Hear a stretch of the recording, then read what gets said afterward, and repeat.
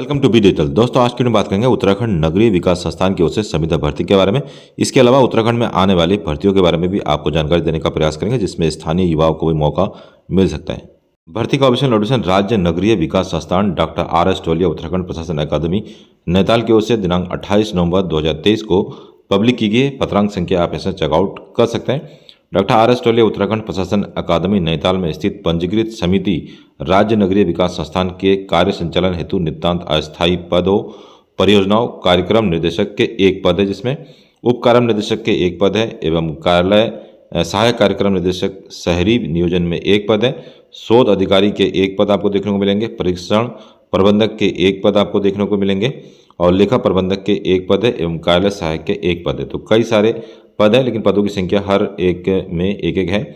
तैनाती के लिए आवेदन पत्र 27 जनवरी 2024 तक, तो लास्ट डेट काफ़ी लंबा है। 27 जनवरी तक आप अप्लाई कर सकते हैं। पंजीकृत डाक के माध्यम से या ईमेल के माध्यम से, दो ईमेल दे रखा है। इस ईमेल के माध्यम से आप इस जो फॉर्म को अप्लाई कर पाएंगे। और पदों से संबंधित विस्तृत जानकारी के लिए आपको शहरी विकास प्रकोष्ठ CGG से सूचना प्राप्त की जा सकती है। तो इस रिगार्डिंग जो है हमारे चैनल द्वारा एक मेल किया गया था urban development cell UAOA Nainital को, और वहाँ से जो मेल का जवाब आया 29 नवंबर को ये मेल किया गया था इसी रिगार्डिंग की इसकी कंप्लीट नोटिफिकेशन देने की कृपा करें। लेकिन ये जो नोटिफिकेशन है ना ही किसी वेबसाइट में पब्लिक हुई है, ना ही किसी अदर पोर्टल में ये अपडेट हुआ है, ना ही ये अपडेट करेंगे। तो ऑफलाइन वैकेंसीज़ है। तो इस रिगार्डिंग बताया गया कि यदि आपको फॉर्म भरने के कोई इच्छुक है तो जो है आपको जाना होगा centre for good governance CGG office Uttarakhand academy of administration Mallital Nainital Uttarakhand.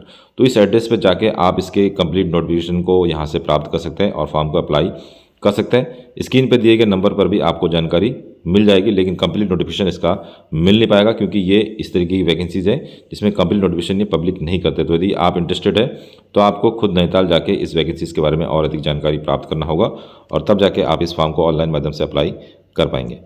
इसके अलावा उत्तराखंड में B.Ed प्रशिक्षितों के लिए एक न्यूज़ है। TET पास B.Ed प्रशिक्षित प्राथमिक स्कूलों में बनेंगे सहायक अध्यापक। तो सुप्रीम कोर्ट के आदेश आने के बाद प्राथमिक शिक्षक भर्ती में जिसमें लगभग 2300 वैकेंसीज है और 2300 वैकेंसीज पे TET B.Ed प्रशिक्षितों को मौका मिलने जा रहा है उत्तराखंड में। इसके साथ साथ NIOS से DLED करने वाले अभ्यर्थी शिक्षक भर्ती में शामिल नहीं हो पाएंगे। सुप्रीम कोर्ट के आदेश आने के बाद TET शिक्षक जो है अब प्राइमरी के शिक्षक बन सकते हैं। इसके अलावा शिक्षा विभाग से एक और न्यूज़ आ रही है। सरकारी स्कूलों में पढ़ाई नहीं होगी प्रभावित, स्थानीय युवा बनेंगे गुरुजी।